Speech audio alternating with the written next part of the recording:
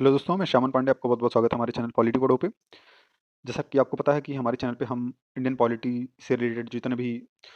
Lectures होते हैं या फिर उससे रिलेटेड एमसीक्यूज़ होते हैं आईएएस और पीसीएस लेवल पे तथा नेट जेआरएफ लेवल पे, और जो भी एग्ज़ाम्स होते हैं जिसमें पॉलिटी आती है, चाहे वो वनडे एग्ज़ाम्स हों या फिर एनडीए, सीडीएस, एफकेट टाइप के एग्ज़ाम्स हों, उसके लिए हम जो है पॉलिटी को इस चैनल पे देखते हैं। तो मैंने सोचा कि नए साल पे एक नया लेक्चर बनाया जाए, जिसमें आपको ये बताया जाए कि जो पॉलिटी है, जो इंडियन पॉलिटी है, जिसको मैक्सिमम हम लोग जो है एम लक्ष्मीकांत से पढ़ते हैं, तो उसको किस तरीके से पढ़ा जाए कि जो भी एग्ज़ाम में सवाल आएँ, चाहे वो यूपीएससी के एग्ज़ाम में हो या पीसीएस के एग्ज़ाम्स में हो, बीपीएससी, एमपीपीएससी या उत्तर प्रदेश के पीसीएस एग्ज़ाम हो, एनडीए, सीडीएस, एफकेट टाइप के एग्ज़ाम हो या वनडे एग्ज़ाम में हो, तो उसमें किस तरीके से उस किताब को पढ़ा जाए, जिससे कि आप जो है चीज़ों को काफ़ी अच्छे से उन फैक्ट्स को याद कर पाएँ और चीज़ों को एक तरीके से जो है आप संयोजित तरीके से आप पढ़ पाएँ। तो उस मैंने सोचा कि एक लेक्चर बनाया जाए, इंडियन पॉलिटी जो लक्ष्मीकांत है, उसको किस तरीके से पढ़ा जाए, जिससे आप जो है मैक्सिमम जो है क्वेश्चंस जो है एग्ज़ाम में जो भी आपके आते हैं, उसको सॉल्व कर सकें। तो लेक्चर शुरू करने से पहले मैं आपको बता दूँ, अगर आपने चैनल सब्सक्राइब नहीं किया तो कृपया चैनल को सब्सक्राइब कर लीजिए, जिससे कि आपको जितने भी एमसीक्यू लेक्चर्स हैं या लेक्चर्स हैं पॉलिटी से रिलेटेड या फिर कोई भी बातें जो पॉलिटी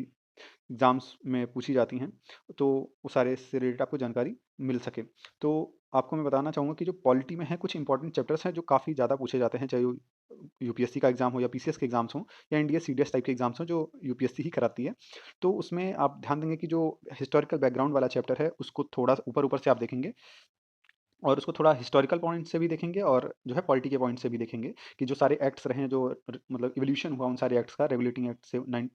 1773 से लगा करके इंडियन इंडिपेंडेंस एक्ट 1947 तक, उसकी कोई जो इंपॉर्टेंट इंपॉर्टेंट चीज़ें हैं उसको आप याद रखेंगे और ट्राई करेंगे कि उस टाइम पे जो भी गवर्नर जनरल या वाइसरायज रहे हैं, उनका उनको ध्यान में रखते हुए उन चीज़ों को याद करेंगे, तो काफ़ी अच्छे से आप चीज़ों को एक सुनियोजित तरीके से पढ़ पाएंगे। बाद में जो इंपॉर्टेंट जो चैप्टर्स हैं, तो साइलेंट फीचर ऑफ कॉन्स्टिट्यूशन हो जाता है, जहाँ से एमसीक्यूज बनते हैं। और बात करी जाए प्रियम्बल ऑफ कॉन्स्टिट्यूशन से, तो प्रियम्बल ऑफ कॉन्स्टिट्यूशन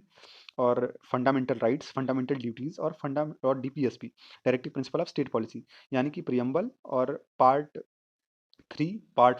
4 ए, ये काफ़ी इंपॉर्टेंट पोर्शन कवर करते हैं, जिसमें प्रियम्बल आ जाता है, फंडामेंटल राइट्स आ जाते हैं, डीपीएसपी आ जाता है और फंडामेंटल ड्यूटीज़ आ जाते हैं। यहाँ से काफ़ी क्वेश्चंस आपको पूछे जाते हैं। तो ये सारे जो भी हैं, चाहे वो प्रियम्बल हो गया, तो प्रियम्बल से आपको जो क्वेश्चन पूछे जाते हैं, वो डायरेक्टली आपको इनेक्टमेंट का डेट पूछ लेते हैं, या फिर जो उसमें ऑब्जेक्टिव्स दिए हुए हैं कि justice, equality, liberty and fraternity, वहाँ से क्वेश्चन पूछ ले जाते हैं। पूछा जाता है कि किस रिवॉल्यूशन से कौन सा जो है टर्म आया है, कि जैसे कि जस्टिस की बात जो है सोशल, इकोनॉमिक, पॉलिटिकल, वो रशियन रिवॉल्यूशन बात करता है। बाकी फ्रेटर्निटी, इक्वालिटी और जो इस सारी बातें हैं, वो फ्रेंच रिवॉल्यूशन से आती हैं, तो वो सारी बातें पूछता है। बाकी उसमें जो टर्म है, जो स्टेट नेचर है कि किस तरीके का नेचर होगा, तो सॉवरेन, सोशलिस्ट, डेमोक्रेटिक, ये जो टर्म हैं, उन सारे के बारे में पूछता है। और प्रियम्बल से रिलेटेड जो अमेंडमेंट्स हैं, जो कि वहाँ से पूछता है, क्योंकि 42वां अमेंडमेंट है जो कि प्रियम्बल से रिलेट करता है, जिसके तहत जो है सेक्युलर, सोशलिस्ट और इंटीग्रिटी वर्ड को जोड़ा गया था। तो वहाँ से क्वेश्चंस पूछे जाते हैं। तो ये सारे क्वेश्चंस यहाँ से आते हैं। तो ये बहुत बेसिक बेसिक चीज़ें हैं। तो जो हम लेक्चर लेंगे, तो आपको वहाँ पे लेक्चर में काफ़ी डिटेल तरीके से इसको बताएंगे। फिलहाल आप जब भी किताब लक्ष्मीकांत को पढ़ें, तो इन चीज़ों को ध्यान रखें। और प्रियम्बल को सोल ऑफ कॉन्स्टिट्यूशन कहा गया है, ये सारी बातें, स्टेटमेंट किसने दिया, ये सारी बातें इस तरीके से आप प्रियम्बल पढ़ते टाइम ध्यान रखेंगे। और जब आप यूनियन एंड सिटीजनशिप पढ़ें, तो उसमें केवल बेसिक बेसिक बातें देखें कि पार्ट कौन सा है, किस आर्टिकल से किस आर्टिकल तक डील करता है नागरिकता, जैसे आर्टिकल 5 से आर्टिकल 11 तक आता है, बेसिक प्रोविजन क्या है। और जो सिटीजन से रिलेटेड एक्ट है, वो सिटीजनशिप अमेंडमेंट का जो है, वो 1955 का जो एक्ट है, उसको आप थोड़ा सा बेसिक बेसिक देख लें कि क्या होता है। बस इतना आपको पता होना चाहिए, बाकी डिटेल नहीं जाना है। डिटेल आपको जाना है फंडामेंटल राइट्स में, डीपीएसपीज में और फंडामेंटल ड्यूटीज में, क्योंकि यहाँ पे आपको बहुत कंफ्यूज करके पूछा जाता है कि ये फंडामेंटल ड्यूटी है या डीपीएसपी का पार्ट है। तो यहाँ पे आपको एक एक आर्टिकल याद होना चाहिए। याद होना का मतलब ये नहीं कि आप उसको याद करने बैठ जाएं। आप एक जनरल पर्सन की तरह, कि आपको आपका भारत का संविधान है, आपको जो आपका अधिकार है, आपकी जो कर्तव्य हैं, वो आपको पता होना चाहिए। और स्टेट का कौन-कौन सा कर्तव्य हो सकता है, जो कि डीपीएसपी पार्ट 4 में दिया गया है, वो किस तरीके से हो, उसके बारे में जो है क्वेश्चन वहाँ से पूछे जाते हैं। तो आपको फंडामेंटल राइट्स, फंडामेंटल ड्यूटीज़ और जो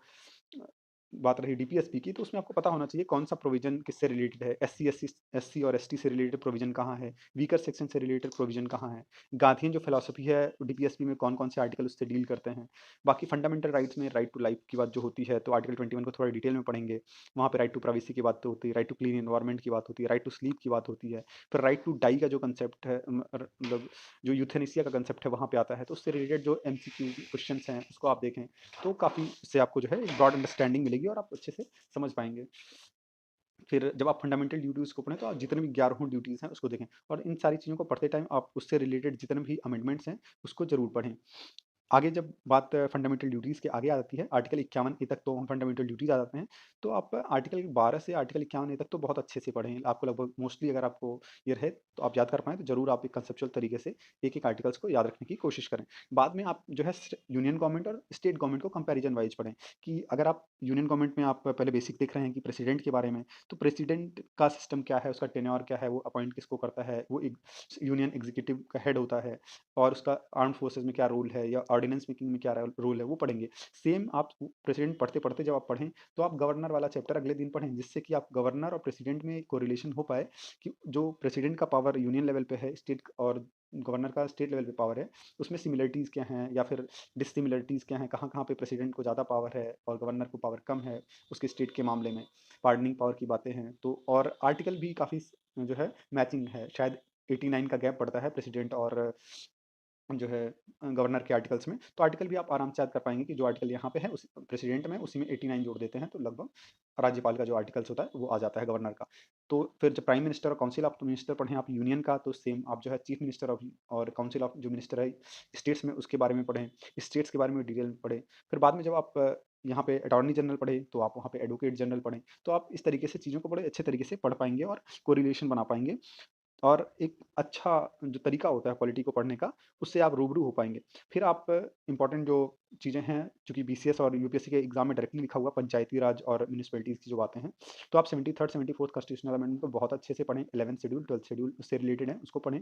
जिससे आपको एक होलिस्टिक नॉलेज मिल पाए पंचायती राज के बारे में। फिलहाल मैं पंचायती राज पे बहुत ही अच्छा लेक्चर लूँगा, जब आपको लेक्चर मिलेगा, आपको लगेगा कि हाँ, पंचायती राज पढ़ने पढ़ने का जो तरीका है, वो कितना अच्छा होता है और उसको किस तरीके से पढ़ा जाना चाहिए। कि उसका डेवलपमेंट कैसे हुआ, इवोल्यूशन कैसे हुआ, इमर्जेंस कैसे हुआ, जितनी कमिटीज़ रहीं, Balwant Rai Mehta committee, Ashok Mehta committee, Thungon committee, Gadgil committee, इन सब के बारे में आपको लगेगा ही नहीं कि इतना टफ है उसको याद करना या आपको याद रखना पड़ता है। बहुत आराम से आपको बताऊंगा मैं, कौन कैसे आया, उसका रिकमेंडेशन कैसे था, उसका प्रेजेंट टाइम पे यूज क्या है,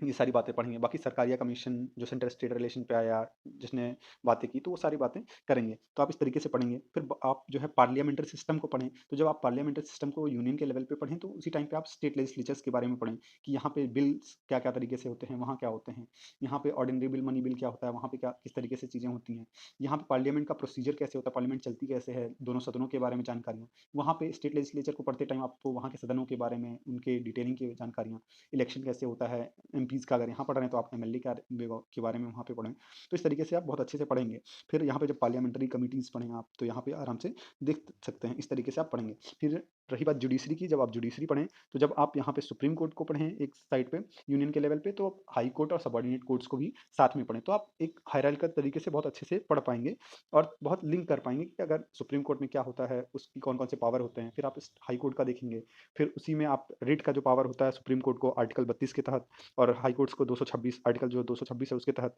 जिसमें 5 तरीके के रिट्स होते हैं, हबियस कॉर्पस, मैंडमस, सर्शियोररी, कोवेरेंटो, इस तरीके के जो रिट्स हैं उसके बारे में आप पढ़ पाएँगे। और पढ़ते टाइम आप जो केस लॉज़ एक आध हैं, तो उसको भी रेफ़र करें, तो बहुत अच्छे से आप चीज़ों को समझने लगेंगे और अब आपको जो चीज़ें हैं वो टफ़ नहीं लगेंगी। बाकी अगर आप नॉर्मली पढ़ने चले जाएँगे कि नहीं हम पढ़ लेते हैं, तो आप काफ़ी परेशान हो जाएँगे और चीज़ों को पढ़ नहीं पाएँगे। तो इस तरीके से अगर आप पढ़ेंगे चीज़ों को, तो बहुत ही आसानी से ये सारे जितने भी हैं, चाहे पार्लियामेंट का जो चैप्टर हुआ, पार्लियामेंट्री कमिटीज़ हुआ या पार्लियामेंट्री फोरम्स हुए, बहुत आराम से आप पढ़ पाएँगे कि कैबिनेट की कमिटीज़ होती हैं। तो और डिस्टिंक्शन भी आप कर पाएँगे कि कैबिनेट की कमिटीज़ क्या होती हैं और पार्लियामेंट्री कमिटी क्या होती हैं। तो ये चीज़ों को बहुत अच्छे से आप कर पाएँगे। तो जब आप सुप्रीम कोर्ट पढ़ें, तो आप public interest litigation, judicial activism, judicial review का ये जो कंसेप्ट है, उसको थोड़ा-थोड़ा देख लें, उससे रिलेटेड केसेस के बारे में देख लें। इवोल्यूशन देख लें, पीआईएल का जो कंसेप्ट था वो जस्टिस भगवती जी के टाइम पे आया, उन्होंने लेके आया, किस तरीके से उसका यूज़ हुआ, फिर जुडिशियल एक्टिविज़्म भी हुआ, कभी-कभार जुडिशियल एक्टिविज़्म बहुत ज़्यादा हो जाता है, तो जुडिशियल रिस्ट्रेंट भी ज़रूरी होता है, और जुडिशियल रिव्यू का कंसेप्ट कितना इम्पोर्टेंट है, एक डेमोक्रेसी के लिए, वो उसका जो इवैल्यूएशन है, वो बहुत अच्छे से आप चीज़ों को समझ पाएँगे। तो आप कभी भी पढ़ें तो लिंक करना ज़रूर सीखें। अगर आप टॉपिक्स को लिंक नहीं करेंगे पॉलिटी में, तो आप बहुत अच्छे से समझ नहीं पाएँगे और कन्फ्यूज़ हो जाएँगे। आप केवल फैक्ट्स याद करते रह जाएँगे कि 5 साल था, 3 साल था, 2 साल था। ये सब इस तरीके से मत याद करें। आप केवल चीज़ों को इमेजिन करिए और जब भी किसी टॉपिक को पढ़िए, तो आप अपने सराउंडिंग में देखिए कि अगर एमपी की बात हो रही है, तो हमारे जो ज़िले का एमपी है या हमारे साइड का जो एमपी है या एमएलए है, अगर उसके बारे में बात हो रही है, तो आप उस पर्सन को ध्यान में रखते हुए चीज़ों को पढ़ेंगे, उसके पावर को देखेंगे, तो आपको समझ में आएगा और इससे आप एक बहुत अच्छे अवेयर सिटीज़न भी बन पाएँगे और आप अपने एमपी, एमएलए से या फिर मिनिस्टर से क्वेश्चन आराम से पूछ पाएँगे कि उनका जो दायित्व है, अगर वो पूरा नहीं कर पा रहे हैं, तो आप एक हेल्दी डेमोक्रेसी को जो है क्रिएट करेंगे, जो कि एक कंट्री के लिए बहुत ही बेहतरीन होता है। बाद में आप ट्रिब्यूनल्स के बारे में भी पढ़ें, जो कि किस तरीके से ट्रिब्यूनल्स होते हैं वहाँ पे सेंट्रल लेवल पे होता है, फिर स्टेट लेवल पे होता है, सेंट्रल कैट जिसको बोलते हैं हम, कैट और सैट, उस तरीके की बातें। तो थोड़ी-थोड़ी चीज़ें उनके बारे में भी पढ़ें, जानकारियाँ इकट्ठा करें, काफ़ी जो है अच्छा रहेगा। बाकी मैंने पंचायती राज म्युनिसिपैलिटीज़ 73rd, 74th कॉन्स्टिट्यूशनल अमेंडमेंट के बारे में आपको बता ही दिया है। ये बहुत ही इम्पोर्टेंट जो है चैप्टर है, चूँकि ये डायरेक्टली मेंशन किया गया है पीसीएस के सिलेबस में, आईएएस के सिलेबस में। ये बहुत ज़्यादा रोल प्ले करता है और एक बहुत ज़रूरी है कि अगर आप पंचायती राज और जो है म्युनिसिपैलिटीज़ के बारे में बहुत अच्छे से जानें, क्योंकि पंचायती राज और म्युनिसिपैलिटी जो है बैकबोन तैयार करता है हमारी कंट्री को एक बेहतरीन लेवल पे ले जाने के लिए। फिर जो और सारे चैप्टर आते हैं कॉन्स्टिट्यूशनल और नॉन कॉन्स्टिट्यूशनल या स्टैट्यूटरी बॉडीज़ के बारे में, तो इसके लिए तो सबसे सिंपल तरीका है, लेक्चर्स सारे मैं कुछ दिनों आने वाले टाइम में मैं अपलोड कर दूँगा, जो कॉन्स्टिट्यूशनल बॉडीज़ हैं और बाकी मैं कॉन्स्टिट्यूशनल बॉडी और स्टैट्यूटरी बॉडीज़ पे शॉर्ट्स बनाऊँगा। तो जब भी आपका एग्ज़ाम रहे तो वो 1 मिनट का जो शॉर्ट्स होगा, 1 मिनट से कम का, उस शॉर्ट्स को देख के जाइए तो बेसिक जो फैक्चुअल जानकारी है वो आप आराम से कर पाएँगे। बाकी कॉन्स्टिट्यूशनल बॉडी को जब मेंस के अकॉर्डिंग देखेंगे, तो उसके लिए मैं लेक्चर बना दूँगा, तो वहाँ से आप चीज़ों को उठाएँगे और अच्छे से उसको तैयार करके जाएँगे। 25-30 मिनट की वीडियोज़ रहेंगी एक-एक बॉडीज़ पे, तो आप बहुत अच्छे और कंपैरिज़न रहेगा कि इस तरीके से यूपीएससी का एसपीएससी से और जेपीएससी से कंपैरिज़न है। उस तरीके की बॉडीज़ के बारे में हम काफ़ी डिटेल में बात करेंगे। तो इस तरीके से आप वहाँ से पढ़ सकते हैं। बाकी शॉर्ट्स मैं बना दूँगा और एक मैं लेक्चर भी अलग से बना दूँगा, जिसमें तेज़ी से हम रिवीजन कर लेंगे फैक्चुअल चीज़ों के बारे में, कॉन्स्टिट्यूशनल और स्टैट्यूटरीज़ बॉडीज़ के बारे में। तो ये सारी चीज़ें जो हैं आराम से कवर हो जाएँगी कि यूपीएससी के बारे में क्या होता है, एसपीएससी क्या है, इलेक्शन कमीशन क्या है, बाकी पब्लिक जो फाइनेंस कमीशन है उसके बारे में, जीएसटी काउंसिल और फिर उसके बाद national commission for SC, national commission for ST, national commission for backward classes, special officer for linguistic minorities हुआ, सीएजी के बारे में काफ़ी डिटेल में बात करेंगे कि सीएजी मेंस में भी पूछा जाता है, तो उसका रोल क्या है, ये सारी बातें हम आराम से करेंगे। अटॉर्नी जनरल के बारे में, एडवोकेट जनरल के बारे में हम काफ़ी बातें देखेंगे। बाद में हम जो नॉन कॉन्स्टिट्यूशनल बॉडीज़ हैं, नीति आयोग के बारे में, बाकी नेशनल ह्यूमन राइट कमीशन हुआ, स्टेट ह्यूमन राइट कमीशन हुआ, central information commission, state information commission, central vigilance commission, CBI, Lokpal Lok Ayukta, national investigation agency NIA, national disaster management authority, इन सारे के बारे में काफ़ी डिटेल में देखेंगे। इवन इसमें से कुछ जो स्टैट्यूटरी बॉडीज़ हैं, उनके लेक्चर जो हैं प्लेलिस्ट में पड़े हैं, तो आप जो है चैनल की प्लेलिस्ट पे जाके देख भी सकते हैं। तो ये एक बहुत ही अच्छा तरीका होगा कि आप इस तरीके से, जिस तरीके से मैंने 4 चीज़ों को बताया है उसको आप पढ़ें। बाद में आप थोड़ा ऊपर-ऊपर से पार्टीज़ के बारे में पढ़ लेंगे, नेशनल पार्टीज़ क्या हैं, स्टेट पार्टीज़ क्या हैं, नेशनल पार्टीज़ का कैसे बनती हैं, स्टेट पार्टीज़ कैसे बनती हैं, उनको क्या-क्या फ़ायदे मिलते हैं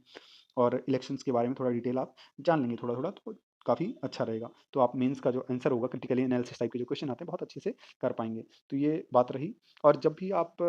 लेक्चर्स देखें इन टॉपिक से रिलेटेड, कभी कोई प्रिएम्बल से देखें या आप यूनियन सिटीज़नशिप से देखें या फिर fundamental rights, fundamental duty, DPSP, president, council of minister,